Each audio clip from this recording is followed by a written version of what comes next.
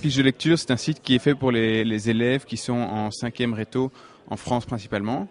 Donc imaginez, vous avez 17 ans, vous allez passer le bac dans 2 semaines, vous ne savez plus de quoi parle Germinal ou le Père Goriot.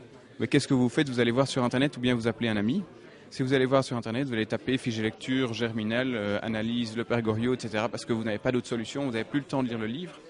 Et là, vous allez tomber sur notre site, vous allez avoir une analyse complète d'un livre qui est rédigé par un professeur. Donc ce sont des analyses qui sont reconnues par le ministère de l'Éducation, qui sont de qualité. Et en moins de 2 minutes, vous aurez résolu votre problème de stress et vous serez apte à passer l'examen, entre guillemets.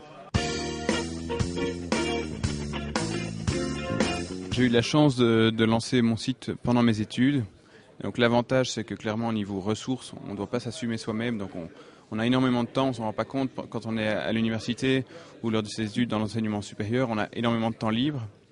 Et si on a un projet sur le côté pour lequel on a une certaine passion, on va passer du temps dessus sans vraiment avoir l'impression de travailler dessus, quoi. Fiche de lecture est resté pendant très longtemps un projet un peu annexe que j'avais en plus du boulot. Je travaillais à temps partiel, etc. Et puis un jour, je travaillais en Chine et mon boss était un Belge, un entrepreneur fou.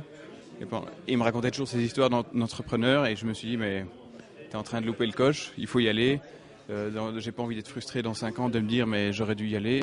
Je pense que pourquoi il faut se lancer quand on est jeune, c'est parce que on n'a pas de famille à assumer, les risques on les supporte soi-même et si on se brûle à 23, 25, 26 ans, c'est pas grave, on sait encore se reconstruire après.